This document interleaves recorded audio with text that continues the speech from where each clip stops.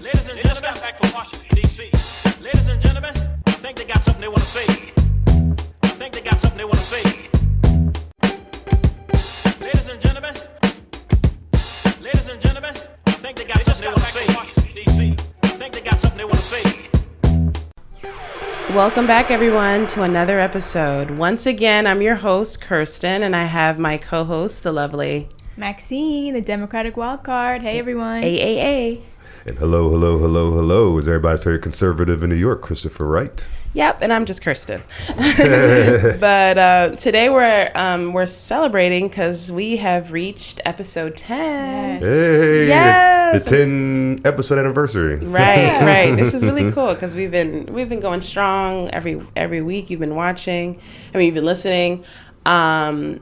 We got to give a little shout out to the people all over the world listening, which is weird. Like we're like all over really, yeah. Ooh. I was trying to pull up, since we're in a new studio, I was trying to pull up the actual analytics so I can go through it.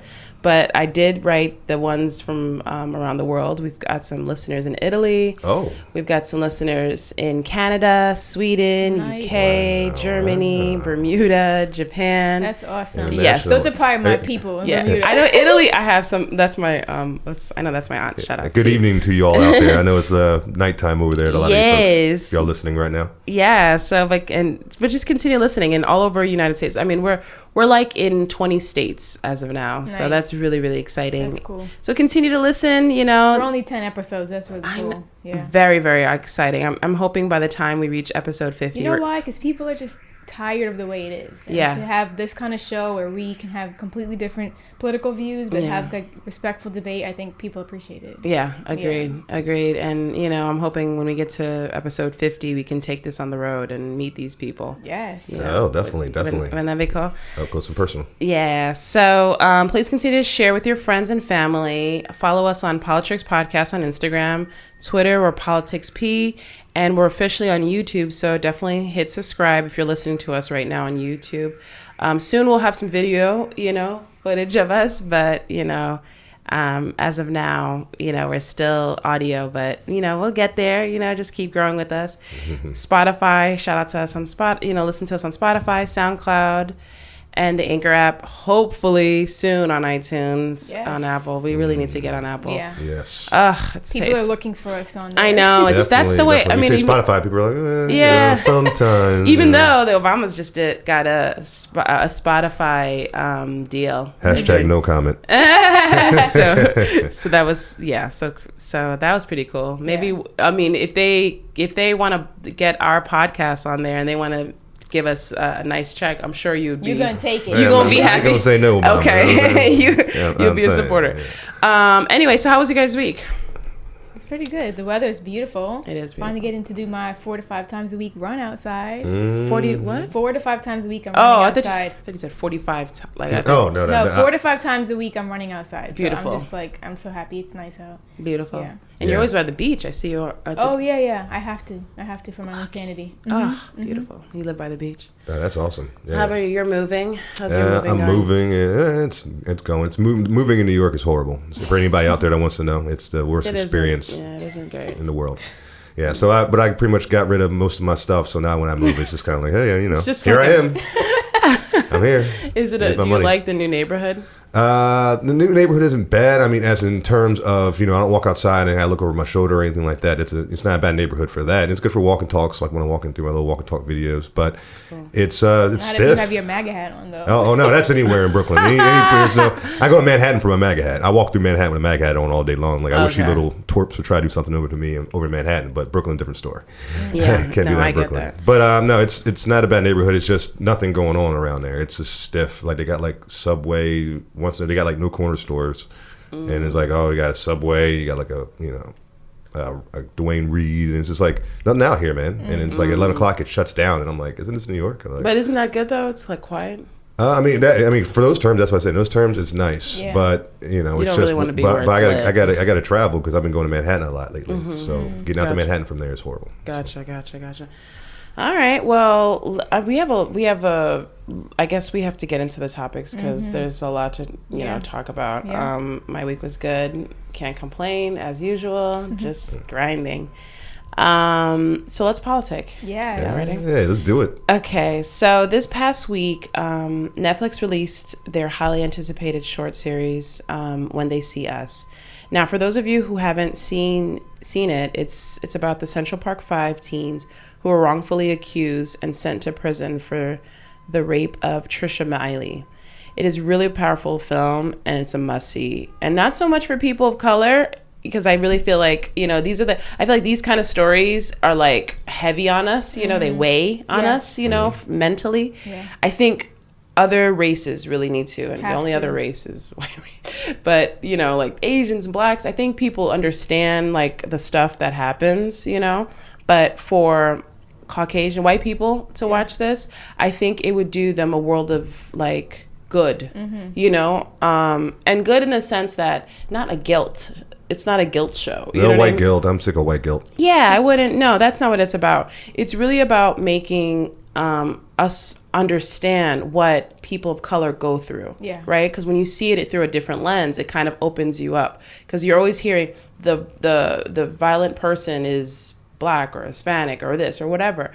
Now you can see like what happens in the communities. Yeah, but and not only just that, but I think it was really good at illustrating just how broken the justice system is, like from all angles. And I think that anybody who needs to know that would be able to see that from watching that show.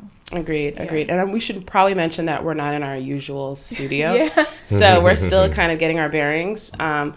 Ty at PVA Studios is in Italy, which is really awesome. He's going to be there for... We miss you, Ty. Yeah, we miss you. Shout out to Ty. Yeah, he's not going to be he's jumping. Doing his thing. Yeah, he's enjoying himself. So, So we're here in Brooklyn. I don't even know the name of the studio, but it's purple. Platform Studio. Yes. Yeah, shout out to Platform Studio. In Brooklyn. Thank you for having us. Bed-Stuy, right. Mm-hmm. So let's get into it. Yeah, so this is I left off saying these boys were sent to prison for the rape of Trisha Miley. They were wrongfully accused. Now this film is really, really powerful. It was done so beautifully by Ava DuVernay, the director. She did an amazing job at showing the humanity in these Black and Latino kids. It really helped. It helped humanize them, especially in the beginning of the film when you see them like just kids. Like it's Easter weekend, right? And they're getting ready to have fun with their boys and their friends and meet the girls or whatever. And they're excited, and then boom, their life changes.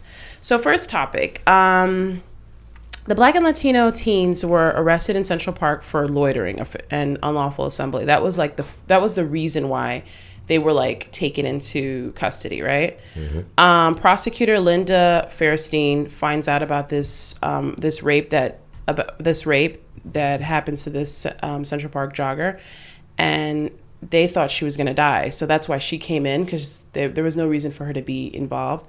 So she rounded up all the teens, the Black teens that were in Central Park, and was like, someone in here is the culprit, right?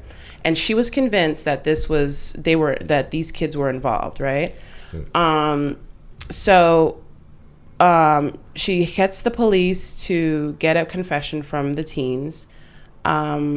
With 30 plus hours of interrogation and police coercion, the teens confess and implement each other in a rape of the Central Park jogger. How do you think this happened, and could this happen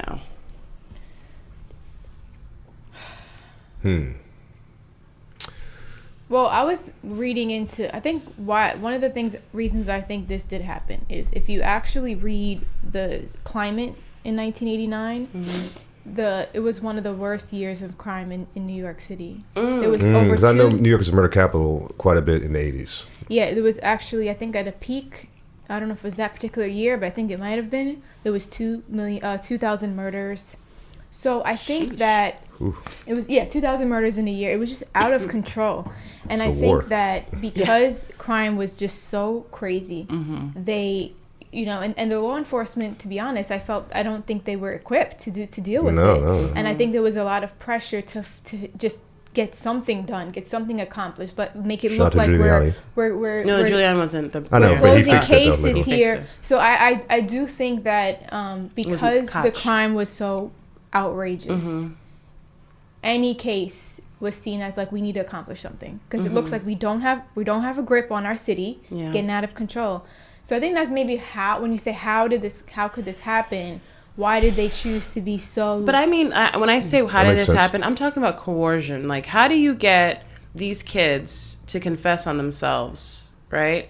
How does this happen? Like, where, like, you saw the film, right? So, And I'm gonna be honest with Chris, everybody. I didn't get a chance to see the film, not because I don't do my research. Everybody Right. out there, because I'm moving and I've been crazy all week, so I haven't got a chance to you're sit gonna down. But I'm going to see it as soon as, especially this weekend when I'm free, sometime Cool. free. So, no, but I mean, but I know the you're story familiar from with the story. Yeah, documentaries you know and the stuff like that. I'm familiar with the story. You're familiar with the story. So we'll explain to you what happens.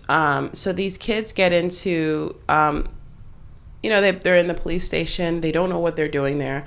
And then you can see their faces drop when the police officer asks, or not even drop, but like just question them. Like, they're like, wait, what did you just say? Like, they're like, where did that lady come from? And they're like, what lady? They're like, what did you do to the lady? And they're like, what are you talking about? They're like, I have no idea what you're talking about. And you could tell these kids, I mean, obviously we're watching a film. Yeah. But even I watched like the actual like real taping. Yeah, I watched the real tapings, and you can see these kids are stressed. You know what I mean? You see that they're very like scared. They don't know what to do. And think about it. You're 15 years old, 14 years old, 16 years old. You're literally just with your friends, and now you're in front of these grown men, 30-year-old men, who are forcing you to basically say something that you didn't do. And then you have your dad, like one of the characters, their father forced him to lie and said, Right. just tell them what they want to hear so we can go home. Wow. Like, how does that even make sense to you? But I mean, Wow. this is what police do. This is what they do. I mean, this is, it's you have seen them do in the past. And Yeah, I with- mean, did you guys other- ever watch like 48 Hours? I used to be like addicted to that. Oh yeah, that's my show. I don't I watch used it. to I used to watch it all the time, but you can't watch too This much is of what that. they do. This is a tactic. I mean, it was an extreme element of it because when they were teenagers, but everyday men and women are going through this. Yeah. They're going through these kind of It's a interrogative good cop, bad cop strategies. thing. They have the cop that comes in that a mother or father figure kind of thing, and they're like, "Oh no, we're here for you. Come Yeah, on." that's what they and did. then they have They tag team, and like one will be like the good cop, and one will be the bad cop, and they'll do this whole strategy. So it's just what they do. Yep, that is a part of the strategy, and I think especially with it being that year being like one of the higher year for murders, they were probably just like, come on, let's just knock this out. Let's just go in there, boom, the good cop, bad cop them. Somebody's gonna say something. We're gonna get them. Let's just go home, man. Yeah, Like, but I wonder if 37 you had, hours. But if 37 you had, hours. I Think wonder- about your son. Think about if you have a son, right? And you have your kid 37 hours, no food, no nothing, and they're just sitting there being... they were, like, did they really have him and then... They literally were in a room like this and just like, you did it. We know you did it. Billy next door said that you did. He's like, I don't even know Billy. Who the heck is Billy? That's how Now it they're is. laughing, But I this- want to know, how did they get down to these 5? Because they picked up like... There was like 9 of them.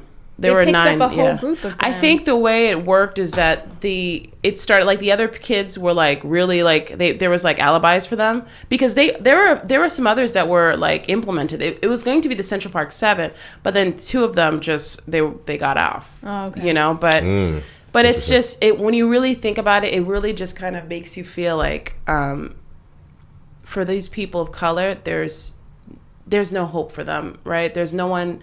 Like, you really watch and you're saying to yourself, wow, like, their moms are not there for them. Like, nobody's there for them. You know what I mean? Like, that hurts when you think about, like, if this was, like, a white kid from the Upper East Side, his parents, his lawyer would have been there. Like, no, it the would lawyer been there before the parents got there. yeah, probably, exactly. The lawyer would have been sent there. The parents would have been like, okay, I'm skiing in Aspen, but your lawyer's there. I'll be there shortly. Don't say anything. Like, it would be taken care of. But us being, some of these kids, they're like one the Latino kid, his grandmother was with him and she spoke no English. She didn't speak any my English. goodness. Right. So she basically was just sitting there like, what's going on? I don't know. Hey. And his dad was at work. Right. And most of them he left his grandmother with her or sorry for the noise, New York City. That's some of the sound I love New effects. York. That works. Some of the sound effects from New York. You gotta love it. Get a little bit of the dose of New York City. Right, from this wherever, podcast, especially for those who are you and all over the world, you get to hear some of this stuff. But so that's what it really made you feel like. Wow, like they had no advocates for them. Mm-hmm. It really was up to these kids to make decisions, and their decision was, I want to get out of here. They're telling me, the cop seems to be telling me that if I say that this other person did it, then I get to go home. And not knowing that this thing was basically implementing each one of them, you know? Yeah. Because like the show First 48 shows you, once you say certain things, you're done. Like when you say a certain word, certain terms, and when they good cop back up you and they get you to say, or not get you to say, but you do say, well, I was just down the street. Then you say they already got the information they need. They just want you to say you were in the area. So once you say you're in the area, they're like, boom, now we got you. There was just so many clear violations of rights, and it was really disturbing. Especially like I think his name Corey Wise, or he had a disability, learning disability, so they clearly took advantage. Of him. There was just so many things that I would imagine to be complete violations of rights. You know, if we, they were underage. It was really disturbing is if you actually read up on the exoneration, and when they finally won their lawsuit, the city put out a statement where they never admitted guilt. They said that their investigators still did everything within like the way they were supposed to, even though they were saying, here, you're exonerated, here's your money. We're not admitting that we did anything so you wrong. pay them for what? Because you just were, we're just going to pay you because you ended up spending, between...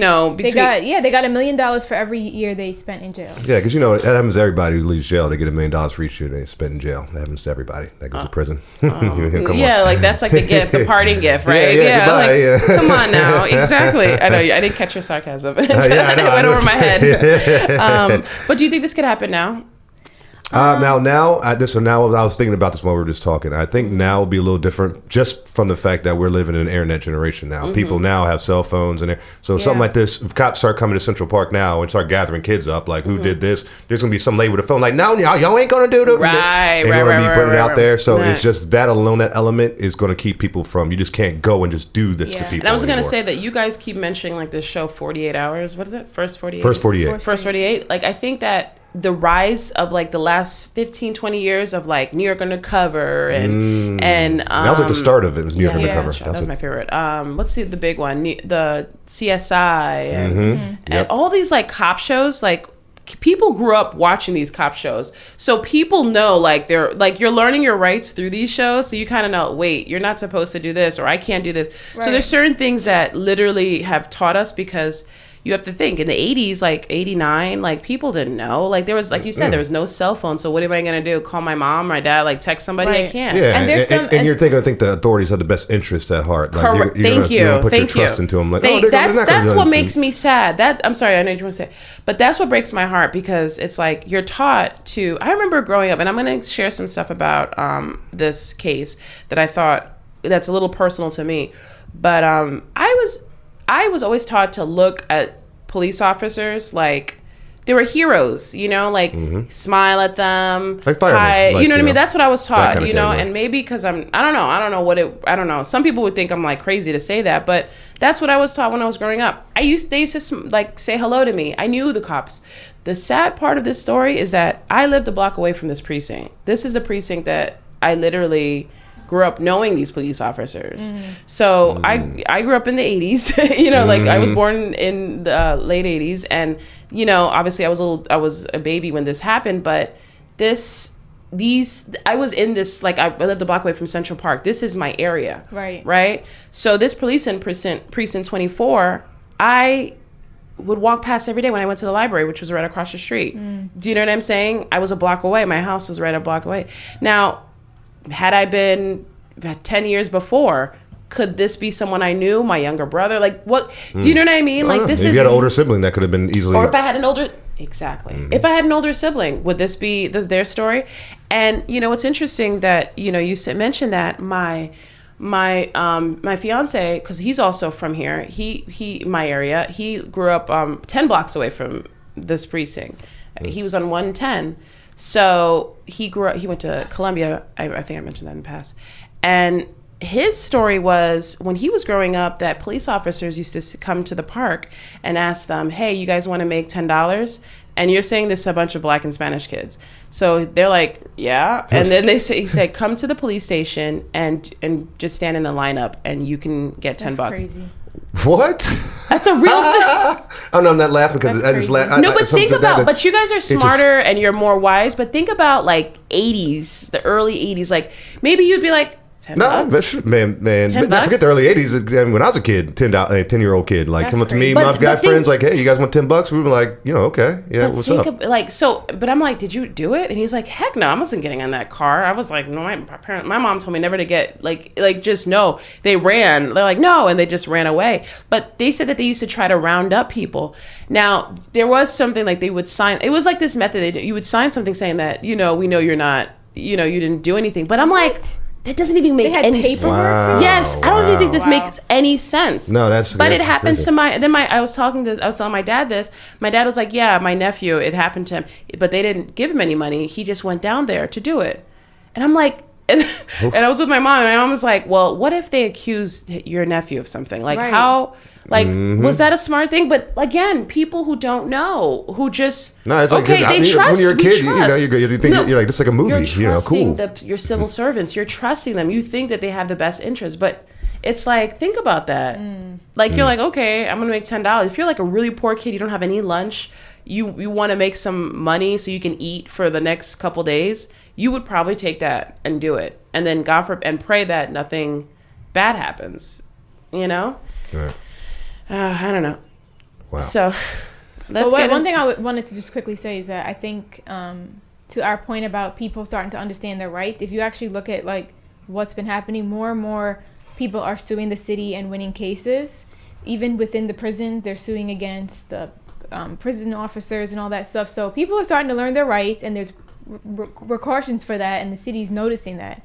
So, I mean, if you actually look at it, said like 53 or 55% of like the teens arrested in this kind of situation has been down since that incident. Oh, thank God. Wow. Yeah, right after it went up. No, that's what I was going to say. It did go up, It went up, but then since then it's gone down. So those tactics, they're not using them as much as they realize it doesn't make any sense. Yeah, and you're going to get in trouble. And like, the city, I think they spent like $50 million or something like that in lawsuits. Like, the amount of money they have to spend. Yeah, so once you money starts coming involved, then they're like, okay, we got to switch this. We're losing money, guys. Okay, this isn't working. All right, well, next topic. So basically, another thing that was interesting, and we're going to break down today's episode, is going to be about this film, because I must admit, this was, there's just so many different factions, and I think that this kind of touches upon some of the political structures.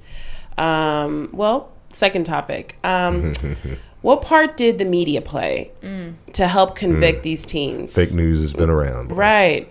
Also, how do you think, at a time when at the time then he was a private citizen, Donald Trump puts out his ad in several newspapers asking to bring back the death penalty, help convict these children? How do you think? Media played a huge role in it. Yeah, media is, to me, because you guys know, everybody knows I'm a President Trump supporter. I look at the Central Park 5 situation because I looked into it more when I was looking to vote for him as president when he was campaigning. And I was like, when I started taking him seriously, I looked at his past, and of course that was a part of his past that I looked into to see how he carried that situation, like the whole situation. And I think the reason why Donald Trump, you see how he is now, he points at the fake news any chance he gets. I think he has a personal beef with the mainstream media, and it's going on for years and years and years. And this is one of the reasons why he has beef with them, because he put trust in them back then, full trust, that they were telling the truth, and that's why he ran with it the way he did back then. I see. And so that's but why did he have to insert? But why? First of all, like because he was going to run, but there were so many different like events happening. Why did he have to insert himself in this story? Because the media portrayed it like it's the biggest thing in New York right now. Yeah. Do you know that in the first 2 weeks, 400 articles were written about these kids? 400 in 1989? It's not like the blog world where there's that means that this case was the biggest thing ever. This was a political move for him. So one of the reasons the media loved the story is because we're talking about a affluent white woman, Wall Street banker, right? Being allegedly attacked and brutalized by some black and brown kids. Emmett Till situation. Thank you. Because let me tell you something. If you actually look into it, there was several other rapes in that time period against black women, and none of them made the news. I think some of them were murdered as well. So it's very interesting that this particular story made the news. But one thing I want to bring up about your friend over here, Donald Trump, okay? He tweeted in 2013, "The Central Park 5 documentary was a one-sided piece of garbage that didn't explain the horrific crimes of these young men while in the park, Donald." This is in 2013.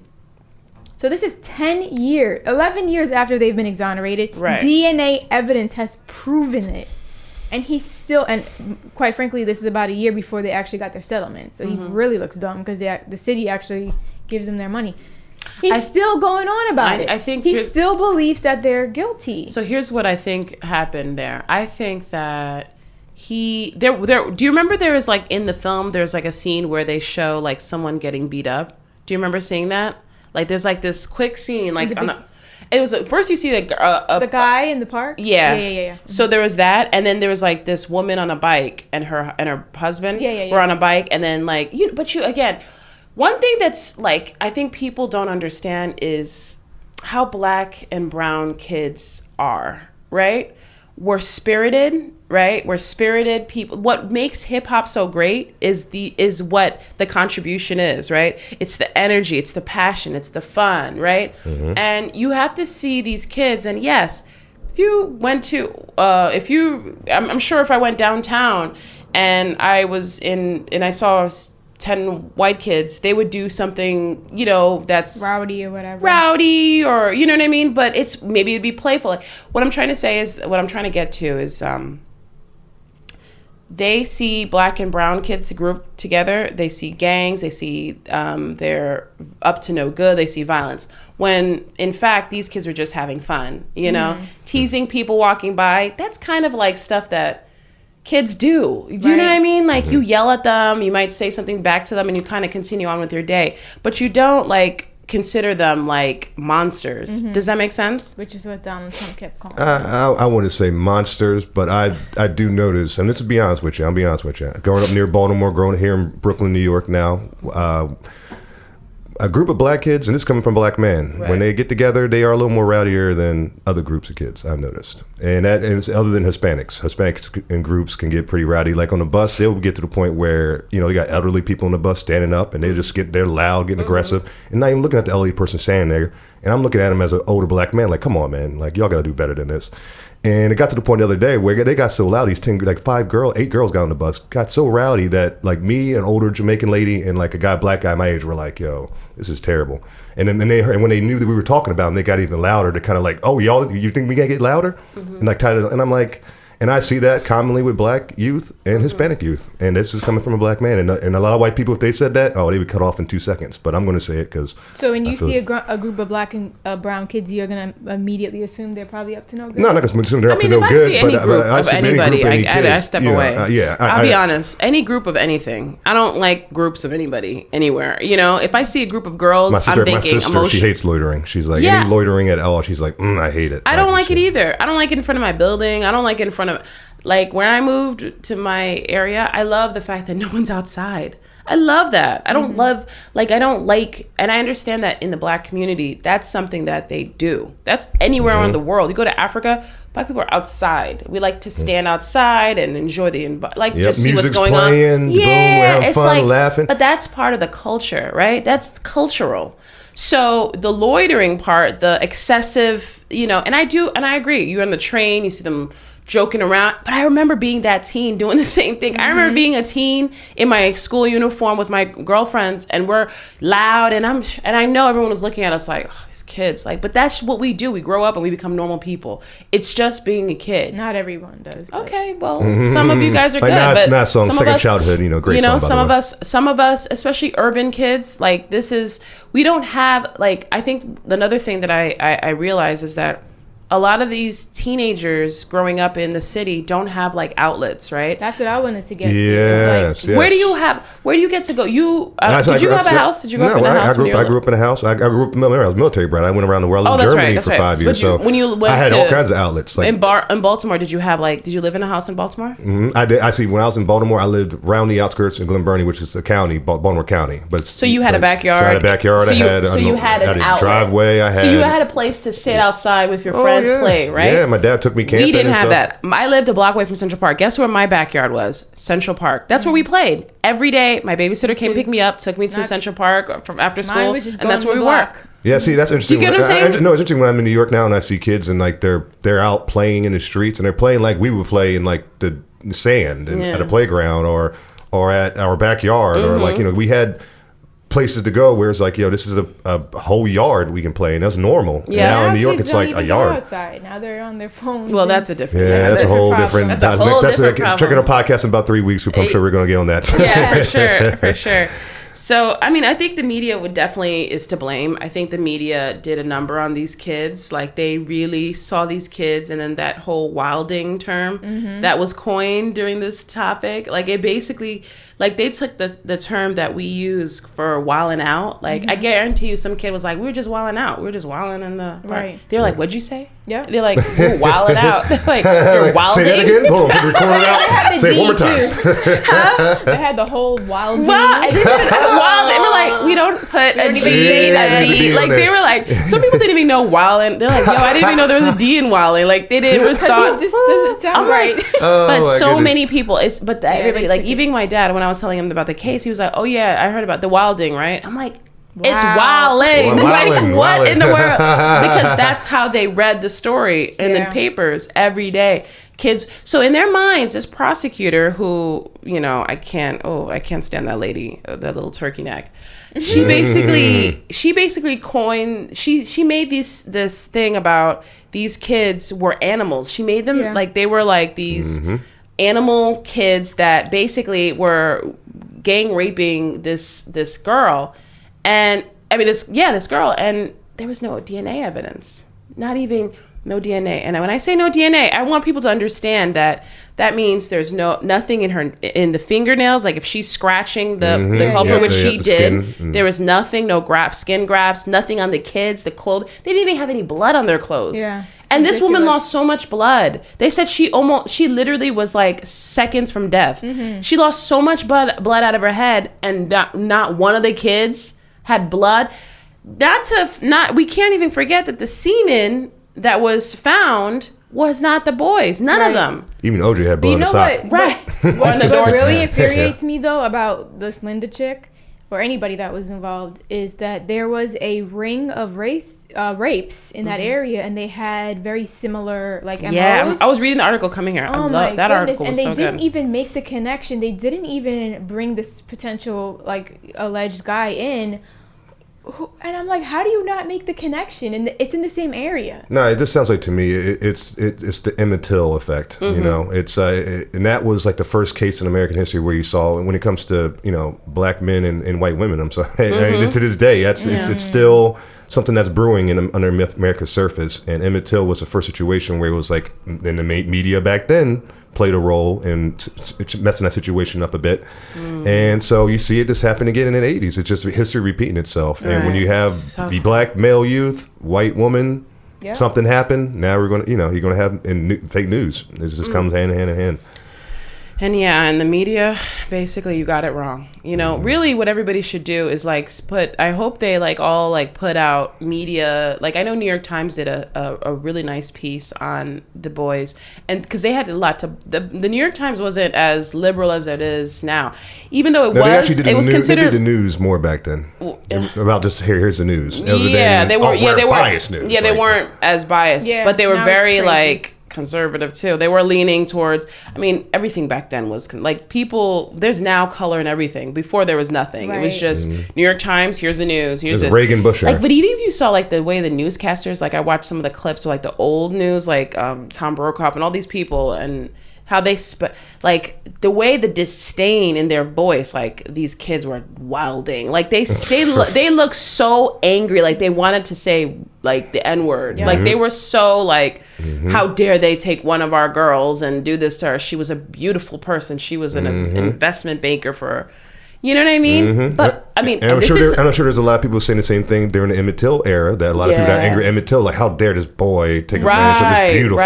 Right. So it's the same thing. You're right. It's the same thing. And you think about this woman that there's another thing that, like, Oprah got in trouble for saying to her in an interview, why were you running so late at night? That's what I was thinking. But we can't say that though. Oh my, but that, you know what? We can't say that. We cannot say that. Because I'm sure we've all, as females, we've been in situations where we're not supposed to be here, and we were there, and we all human beings. You know what I mean? No, but I understand that. Like, I understand. But there's some that are just common sense.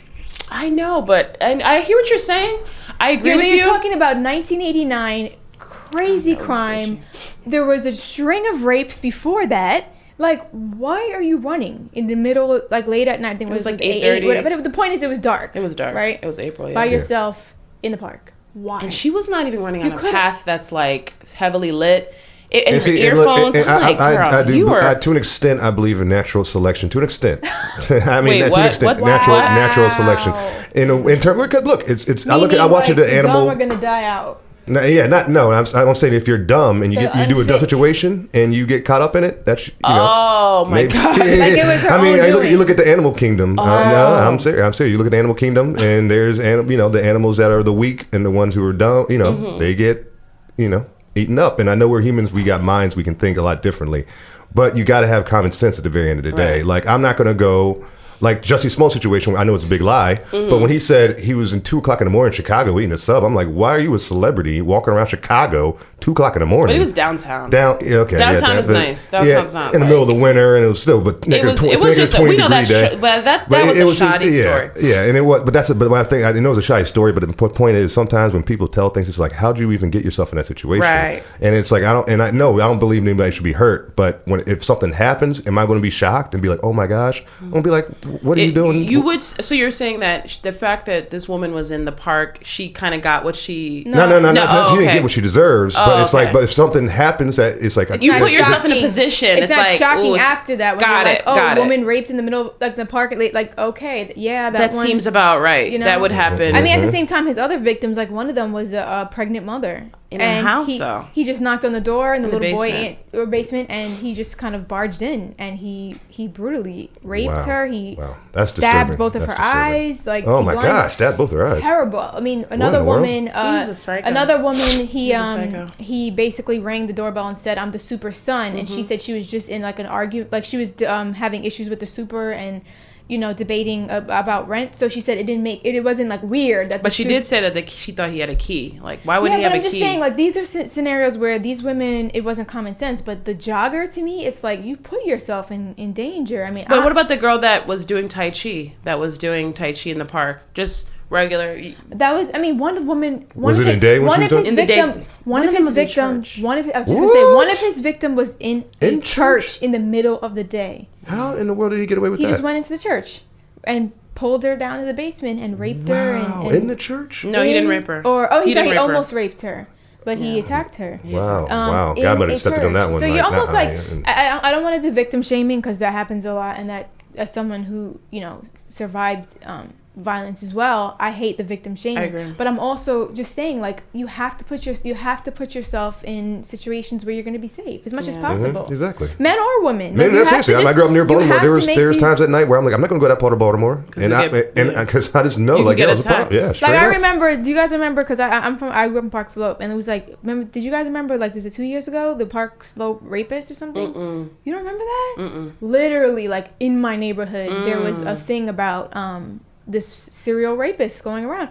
And so I remember like walking down, like I grew up on 13th Street and being like, wow, I gotta actually like. Was this now or was it back then? This was like 2 years ago. Wow. No, one time in my life I've personally felt anything like that was we had the DC sniper. Oh. And that was, Were you in Baltimore then? Yeah, I was in Baltimore then. And I remember there was a time in the gas station, I went to gas station early in the morning, and it was like 6:30 in the morning, and I was like gas station by myself, and I was just standing there pumping gas, and it was quiet. I was just looking around like, yo, he could just... I had nightmares about them. Right here. That guy, that was a scary one. Yeah, that was a very scary situation. But what are you going to say? I know, that was sad. I mean, I just think, I kind of agree that she could have had more precautions. Yeah, I'm not saying natural selection is okay. I'm saying to an extent. I understand that, I know as a runner, I know what it's like to run and people are in your way. So she probably wanted the park because she could run and not have to be darting around people or whatever. I know. I wish New York was safe. Then run at 6:00 in the morning, like before you go to work and it's light out. I don't know. Just but like even then, who knows? But even then, it was that would have been more like that. I mean, you don't know how many times I ran in that park. I don't even know how many times. Do you know what I'm saying? But one thing I'll tell you, at a certain time when it's dark, you do not catch me in that park. I just couldn't. There's certain things. There was like rules in my head as growing up. Like one rule in my head, my mom used to always say to me is like, whatever apartment you get, don't ever get on the first floor. She used to always tell me that. Don't get an apartment on the first floor. I was like, why? And she was like, a woman should never have an apartment on the first floor because in case you're in there, someone can see you. It's easier access. Wow. There's like little things that I didn't think about that. That's urban New York living. It's just common sense. And as someone, not everybody has. I know. Not common sense isn't so common. Yeah. And that's why I say it to an extent. Like you lack common sense, and you may even learn how to gain some. Man, it's important to have common sense. Very important in life. So let me ask you guys another question. So should so now we know that the kids end up getting convicted and serving sentences, right? Mm-hmm. So two of the kids actually were 16 and 17, had just turned on the cusp of 17. So Corey and I think it was Youssef, I believe it was, served adult bids with adult, meaning in adult prisons. In adult prison. With like Rikers Island. Yes. Whoa, man, that's some PTSD right there. Let me tell you something. When you watch this, it's so. Yeah, I'm gonna. No, I'm. I mean, I want to see it. Anyways, I knew it was coming. I didn't know how it was going to play out, but when the way she like. But it was also maybe a little spoiler here. I haven't seen it. We're not going to give you all the bad, but it's bad. Really bad. And the thing I love that she doesn't show you everything because your imagination can take you to whatever you think happened to that kid. Something. He went through trauma. Yep. He is.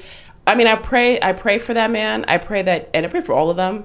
I think they're remarkable human beings to be able to still stand up. Because to me, I think I would take like I don't think I could be. I don't think I could be in an earth if this is what you mean to tell me. I didn't do this crime and I'm serving it. Mm-mm. No, that to me is. I always felt that when I seen a case, we hear those cases of people have been in jail 40, 50 years and they found him innocent because DNA came out or whatever, and then he let him out. I always say to myself, like, it'd be so hard to be that person to be in a prison. Would you stay? That drive me crazy. I'd be like, F this. I shouldn't be here every day. I'll be like, yo, I shouldn't be. I'm not this. I'm not a criminal. People are like, yeah, right, buddy. Yeah, but everybody get in line. He's not a criminal either. Or this guy. Yeah. But is this like? I mean, I think this is something that has to be outlawed, like in all states. Like, no child should be serving with adults. No, like once you're under 18, you should not be. Mm-hmm. No, not even if you did the crime. Even if you're a 15-year-old actually murdered somebody who just in cold blood, you shouldn't be put in jail with adults. Even then. So where do they go? Juvenile detention center. I mean, juvenile. 15-year-old murderer.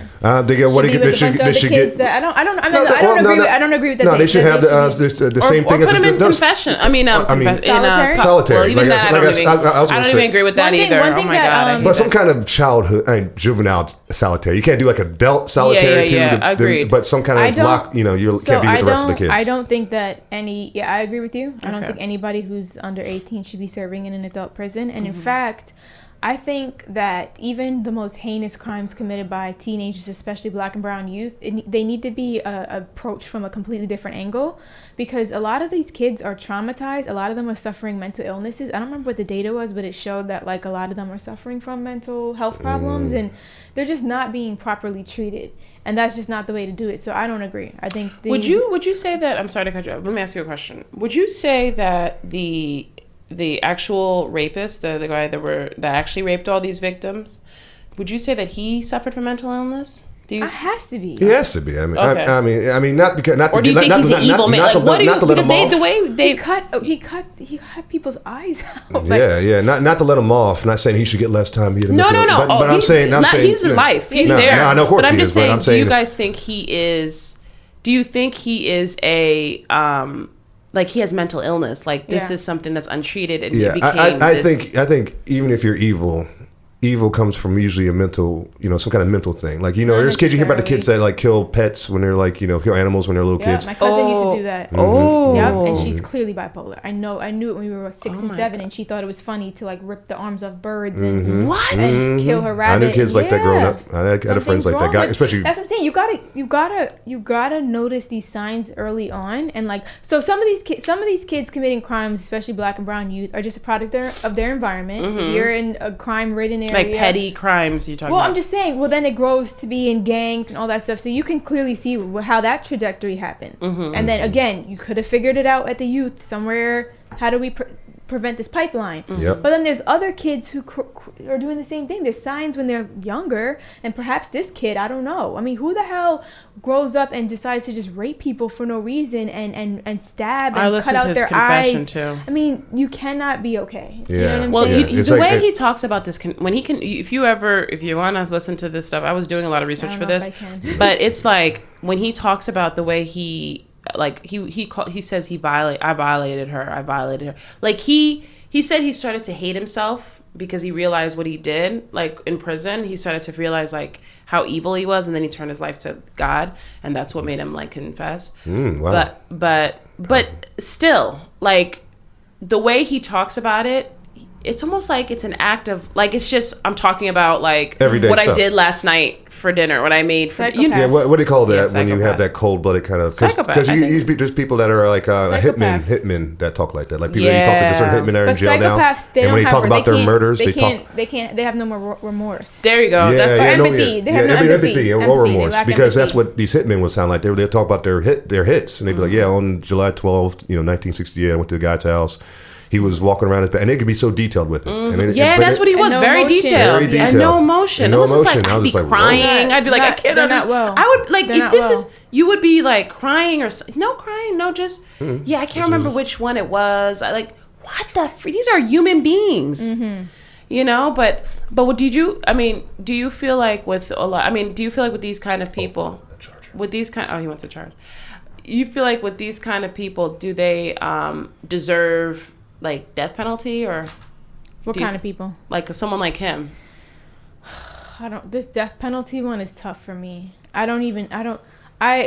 think we need a whole topic on that one because there's so many arguments too. Like the death penalty is also like an easy way out for them. Like you hook them up. For the most part now we don't electrocute people and put them through pain. So the death penalty is just basically getting them off wiping them off the earth. But it doesn't hurt them. They don't go through pain and they don't suffer. But then at the same time, if you just keep them in prison, it's expensive. We're paying for it, and I think it's quite expensive, quite frankly, some people, prison's not that bad for them compared to whatever they maybe were going through. Like they have a meal. Like I talked about my uncle before, and my dad used to say that he would come out and he would commit crimes again to get back in prison because he was coming out. He was coming out to no home, no money, no nothing. But in prison, believe me, I know it's not a nice, swishy place, but you got 3 square meals a day. You don't got to worry about rent and bills or any of that stuff. So some people are, in his institutionalized case, too. Yeah, it's like a systematic thing. They're institutionalized. They're not even. Like if someone commits murder, I mean, I don't know what's the best situation for them. I don't know. I guess it's hard to think about if it's your family member. Yeah, because that's the thing. It's like you don't. Do you feel like they just don't deserve to breathe? So I don't care if they're gonna comfortably die through legal injection, which isn't painful. They just fall asleep. It doesn't hurt. I'm assuming it's like anesthesia. And they say it's pretty. So they're not suffering, but does it make you feel better to know they're not breathing anymore? They're not out. Yeah, I think you should. I mean, I guess maybe the family should have. Family have it say it should be like a thing when we do with government here. It's like it should be state or federal. I think it should be like when something like that happens, the family decides. Yeah, I mean the death penalty now the way we do the deaths, we don't do electrocution, we don't do other ways in which people are actually in pain. We should do the shooting range back in the day. And also another thing about like the fact that there is a potential for people to be innocent. And they have, I think they have stories where people were put to death, and then afterwards they found out they were innocent. George Bush in his state So, in like, Texas just as the to know governor, that a lot of can people happen, he killed, that they killed off a lot of DNA people, or whatever, and they found out that there were some people that are like, nope. They in say that Texas. 1%. They estimate that 1% of the population in prison is innocent in America. So, and we have the highest incarceration rate, I think, in the world. In the world, I'm pretty we sure. have 2 million people in prison, so that's 20,000 potentially innocent people. Wow. Serving.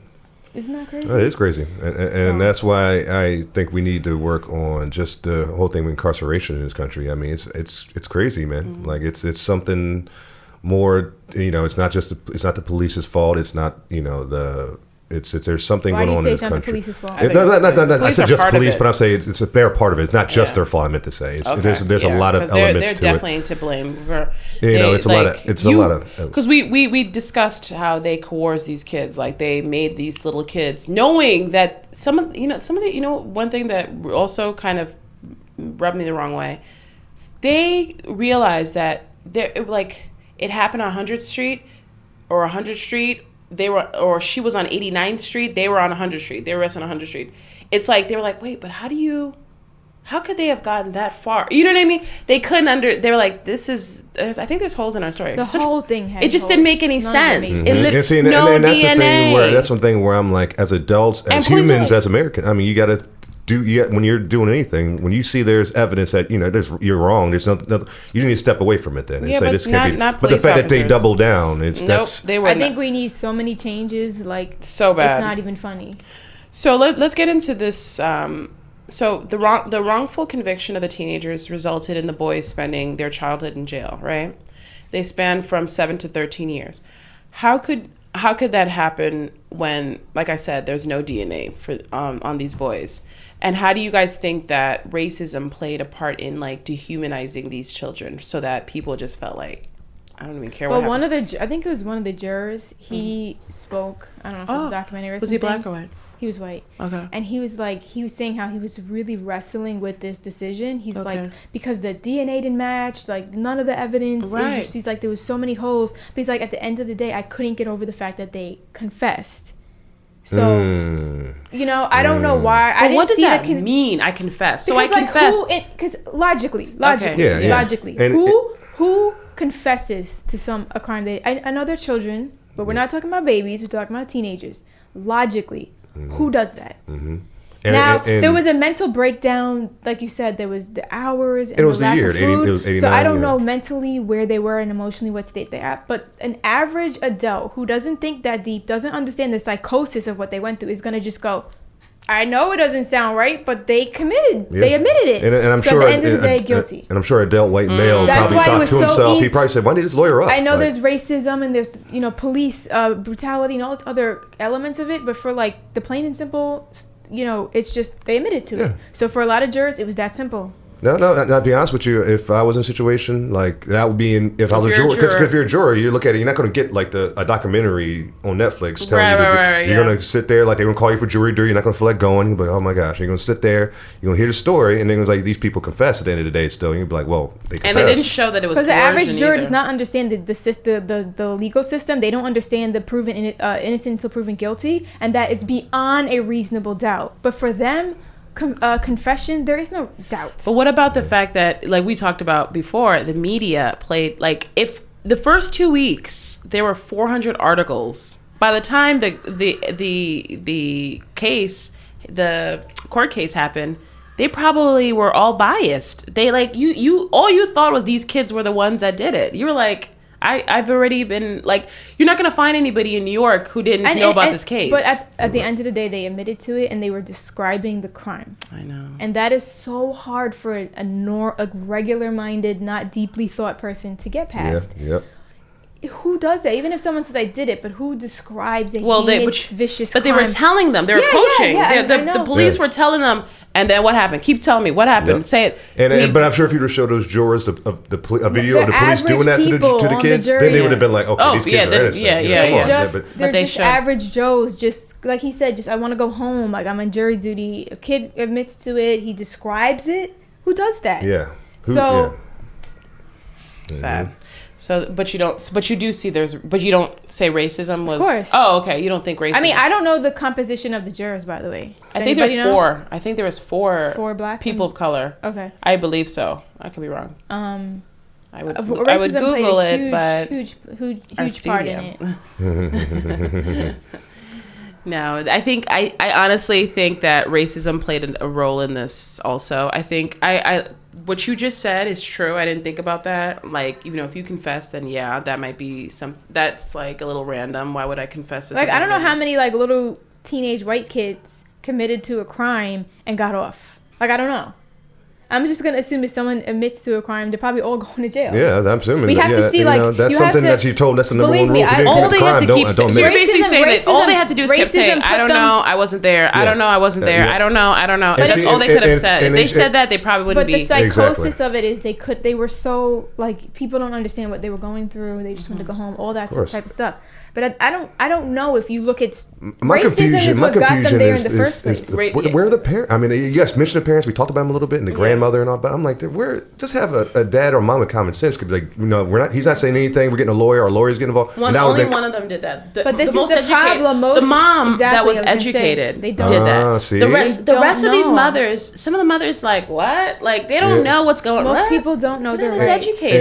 And see, that to me is a prop to something about society, and that's why I was saying earlier about there's so many people in jail. It's not just police's fault. There's a lot of people just dumb parents that raised. I wouldn't say dumb. But uneducated. I'm sorry for this. I can use better terminology. Uneducated. Yeah, I mean, I'll be honest that these parents left him out to the pasture. Like the dad. How does your father knows you didn't do something? He's telling you to confess.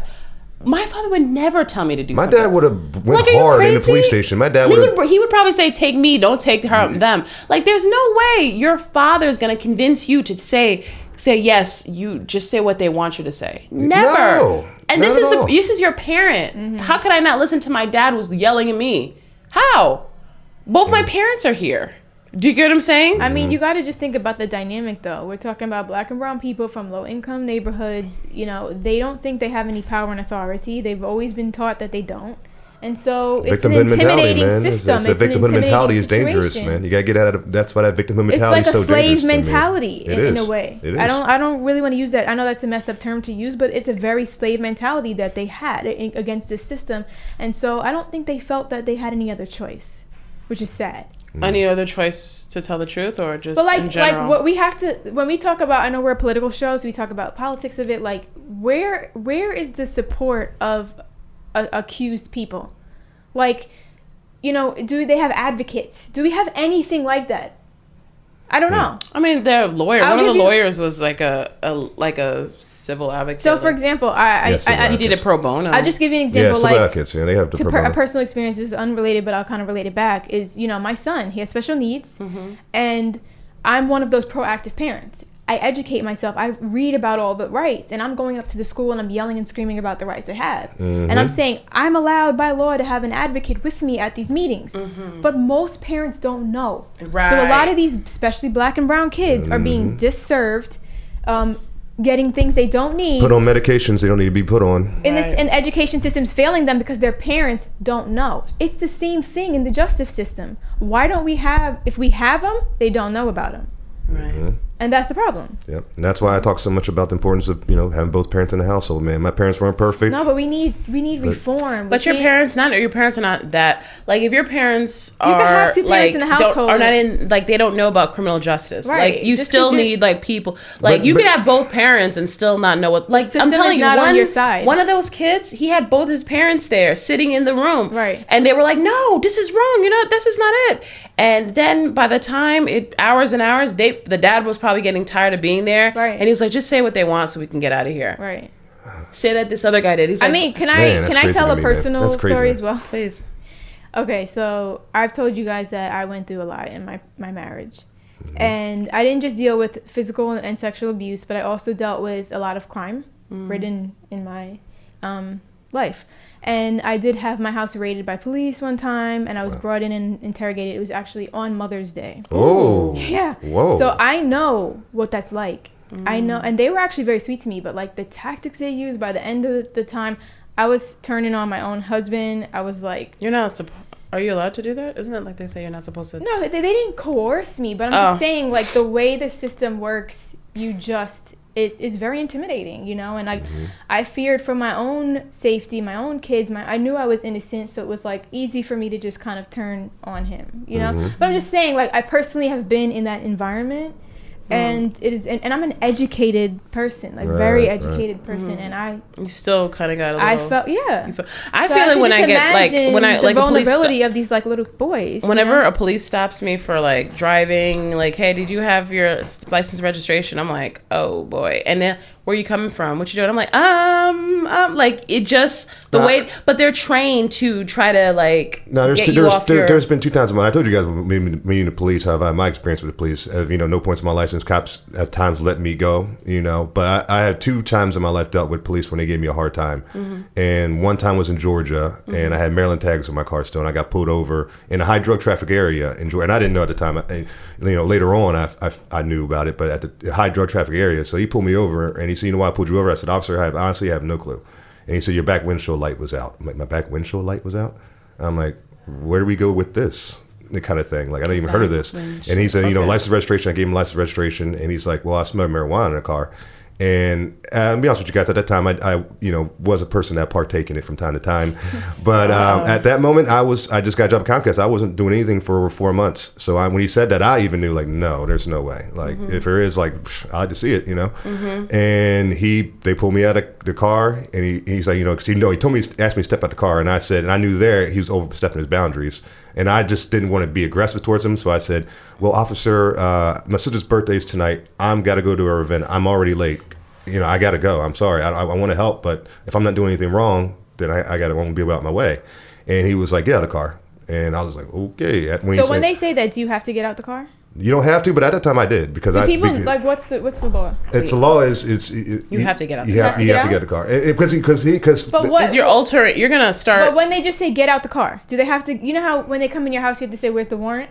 Yeah. What is the what? What his was he smelled marijuana, yeah. And I knew he was lying because there was nothing to smell. But his word is what he all needs technically. They can't walk into your house because they smell marijuana. They have to go get a subpoena, whatever warrant. Warrant that's different, but the car is different. Yes, you're driving. You're like that. You can kill someone. You're on public property. Yeah, that's different. So if they smell something that's see how this whole system is just. It's not working. It's rigged. It's definitely rigged for people. They so what happens? So he said after I got the car, he said, "Come put your hands on my hood," and I put my hands on his hood. And he started patting me down and doing the whole 9. And I was like, "Officer," he's like, "Where do you work?" I was like, "I work at Comcast. I got my uniform on right now." And I had dirt on my pants and everything. Jeez. And he was like, "There's no Comcast buildings around here." I'm like, "Sir," do you see what I mean? I'm like, they always try to question there's a double, and I'm in the way I am. I'm on top of my game. So I'm like, "Sir, there's a double wide trail over here. The gate code is 1550, and it leads to a double wide trail. That's a Comcast building there. It just doesn't have the Comcast logo on it. But we can easily, it's right over here, less than a block away."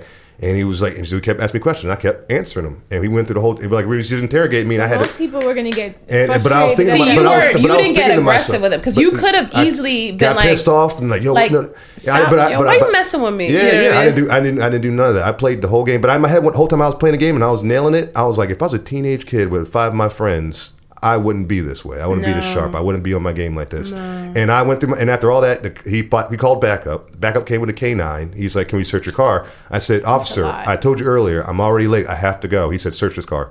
So they searched my car. What? They got the K9, sniffed all around, all that. Up. He came back, and the officer was like, "Well, I found half a blunt or a part of a blunt in the car, but it wasn't much, so we're not going to hold him to it or whatever." Did he really? And I said to myself, I said, I know how cops work. I said, and it was dark at that time because they had me there for about 3 hours. I said, if I know how cops work, if you found something, you would put it around that hood, put the flashlight on there, and say, "What is that?"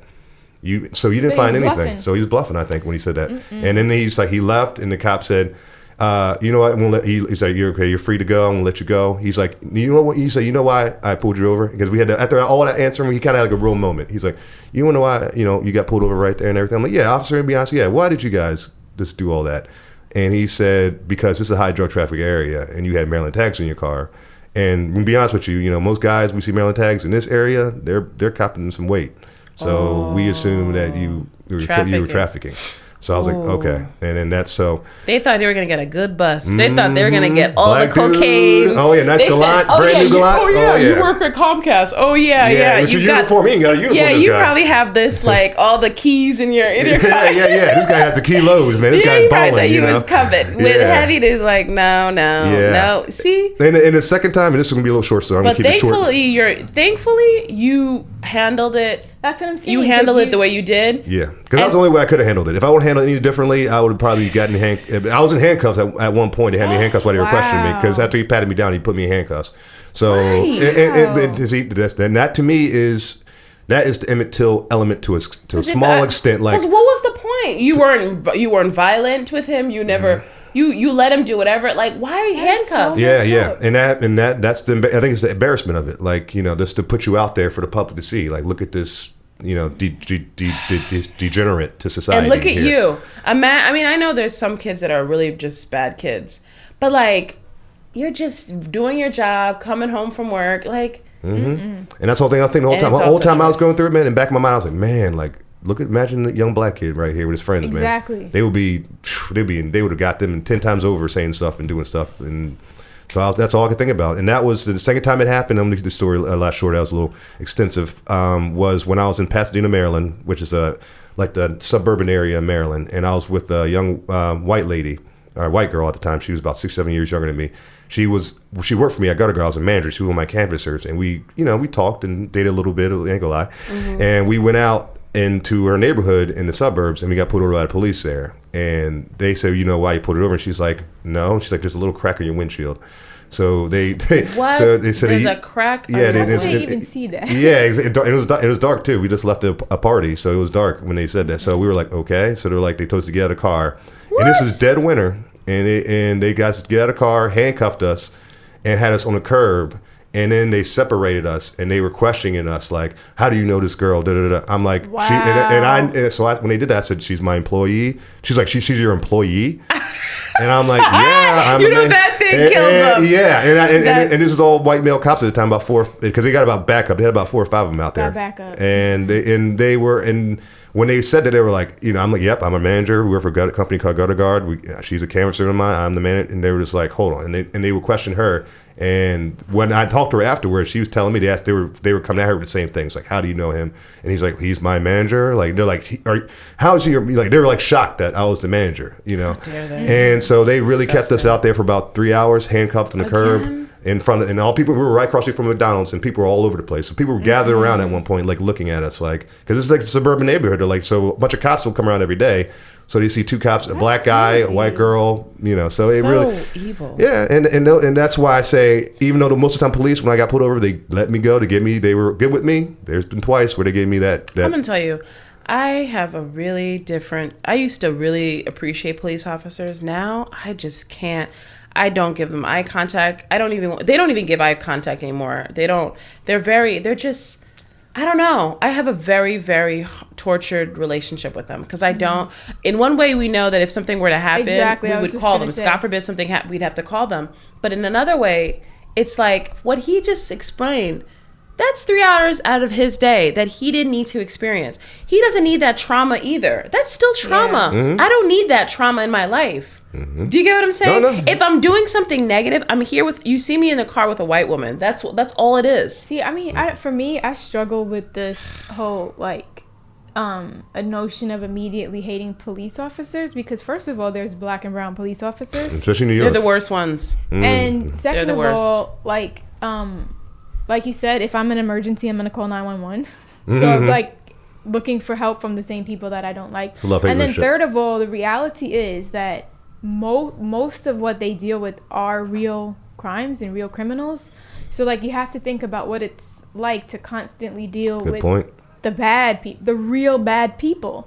It's not okay for them to just assume every black and brown person I see is a criminal, or, you know, but I'm just saying, on the surface of it, their days are spent fighting crime, real crime. So then when these things happen, it's disturbing and you're angry and you want justice and all of that. But I do think about, like, the majority of the day, this cop is saving lives and helping communities and etc. So I have, or it seems like that's what they're at least supposed to be doing. I don't know. Well, no, it's funny as you said, because it reminds me of one of my favorite scenes in a movie Crash. It was a good movie, by the way. I recommend people checking it out. It kind of gives.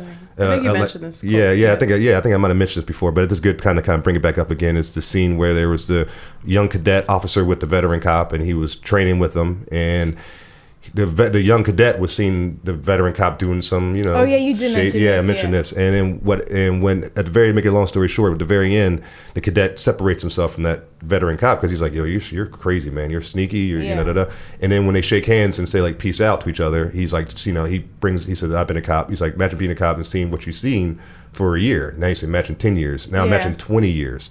And that's such a true statement of just 20 years of dealing with that. Like, you know, when you're new to something, I'm sure these cops come in when they're cadets, are like, yeah, I'm going to come in and make this country better, and I'm really going to change the world. And in year 20, they're like, yo. But for me, my problem is that even the people who are committing like really, really bad crimes, I think they're products of their environment, and that the system failed them early on, whether it's education or any other type of like economics, for them to be in, you know, poverty.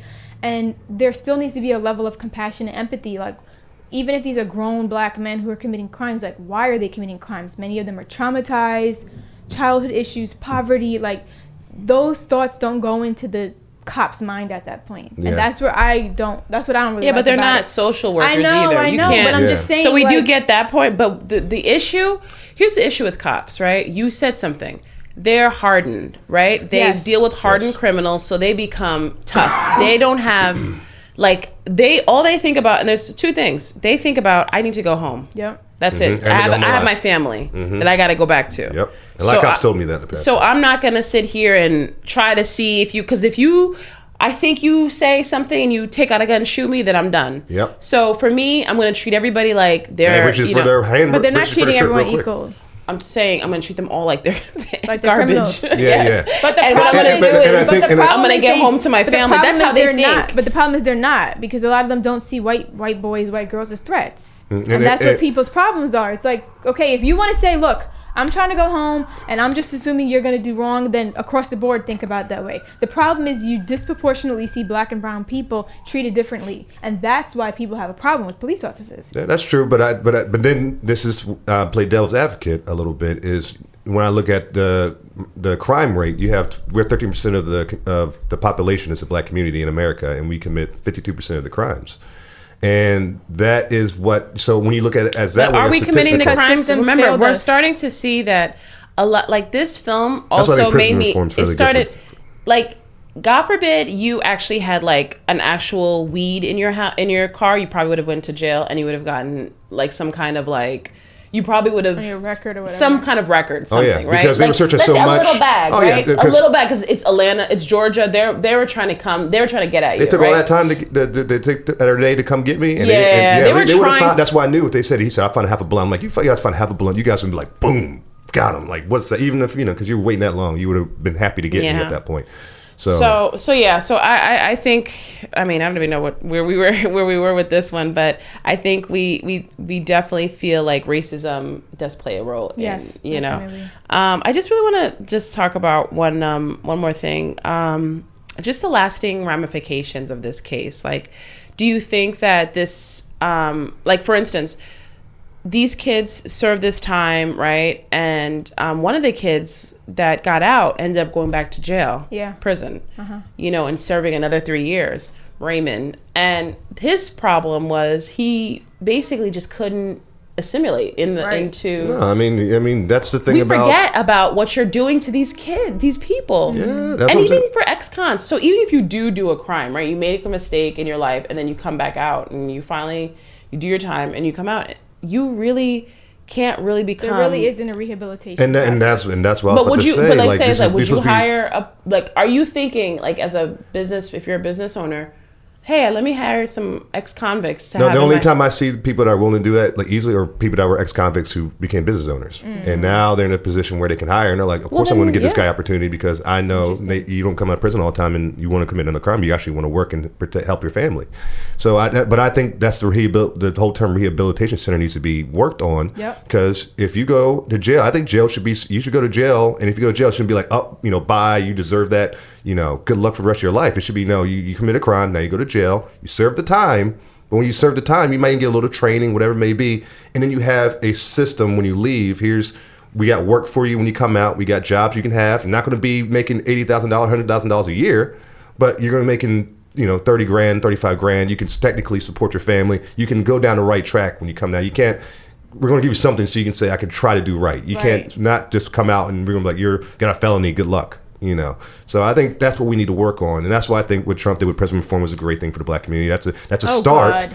I mean, he did do something, but let me tell you something. That is not even the first step. That's like the tip of the. I mean, I get it. It's a start, but we've got a lot more to do. Like we've got a lot. There's a lot of we have to turn over a lot of these like convictions. Like there's a lot of things that a lot of people are serving in prison that don't need to be there. Right. And then especially with now we talked about marijuana, like all these people that have done nonviolent crimes that are just had weed and they're serving like 10 years, like stuff like that what you do is you take someone's life, just like you take these kids' life, and then you make them property of the state. And then you tell them, okay, you've been institutionalized for 10 years for selling drugs at the age of 16 because you were trying to feed your family. And then now you're 26 or 27, you get out of jail and you really don't know what to do. Your formative years are like taken away from you. That's an important time in life too. Yeah, it's important to really think about that. It's like, what does a kid now who's still in his mind, he might be 30 or whatever, he's still a kid because when he was out, he was a child, and now he's out and he doesn't know what to do. Yeah. Not everybody is going to go to school and do that. Like, they're not going to be like that. They're just like, I'm lost. Hell, like I don't know what to do. Yeah.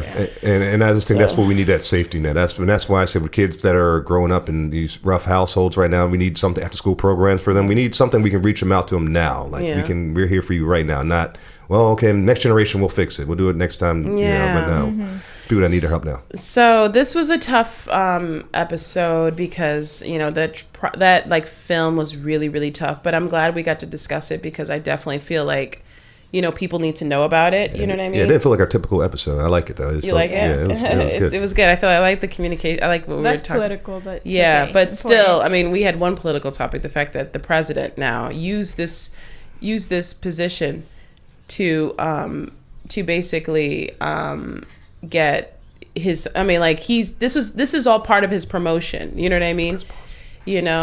This was all part of his like promotion to now become the president. So I do feel like with him, a lot of them. But if you think about it, a lot of these people that were part of this, the Feinstein, she went off to sell books. Like, I mean, she's a storyteller. She created this stupid story and made it seem like these 5 kids. Yeah, and you know that like prosecutors and like most of the people involved in cases where someone was wrongfully convicted can't be charged with anything. Only people who can are like the police officers who coerced, and even that has a statute of limitations. Oh wow! And then some of them, they found out that some of the cops that were implicated moved to Florida and were like mafia protectors. Like it's like when I mean. That's why you can't. To corrupt. Me, you shouldn't you shouldn't celebritize or whatever word you want to find the cases like this because I mean, look at the OJ case. I mean, look what the Kardashian family did after OJ's trial. Look what we got now. You know what I mean? Yeah. So it's like, hey, people garner and gain money from these cases. It shouldn't be reported like that for you to be a celebrity from a trial. Like it should be, and that's why, like again, people talk about the president, but it was. I don't think it's nothing to do. It wasn't the president's fault. It was the media's fault. They get 110% of the blame. I would blame him too for getting himself involved. And it was very racist. He didn't need. It was very racist. He even said how he hated hated them. Like, why did because the media kind But of. these are children, though. So how do you say how that many to put articles kids do you see? like to be like let just what he's saying, bring back the death penalty on children. 15-year-old you're gonna kill? I mean, 15-year-old. If the story's true, like, but it's not true, obviously. But if the story's like, there's evidence that these 5 kids gang raped a woman, I'd be like, bro, these kids need 15. What are y'all doing? Why Like, does he need if there's so many articles like you're saying, you're old why enough to do know you need better to at put another 15. ad out? Why does he need to inject himself? Period. Because it was publicity. I Publicity. told you publicity. And Anyways, it's a city, you know. Trump's big in New York. We're Always gonna has end been. here. I just want to also shout out the fact that Jay-Z, congratulate him as a billionaire, which is really Yes. awesome. Ether Nas. Okay, but congratulations, Bed-Stuy, Jay-Z. so, We're hey, really proud get of around. you. Thanks again, everyone, for listening. With the Politricks podcast. If you enjoy this podcast, please hit subscribe, leave a comment. Let us know what you want to hear, talk about. You can email us at politrickspod@gmail.com. I'm Kirsten Kirsten J on Instagram. Maxine.outerbridge. Conservative in New York. And we are out. Thank you guys. Have a great week. Adios. Bye. Ladies and gentlemen, back from Washington, D.C. Ladies and gentlemen, I think they got something they want to say. I think they got something they want to say.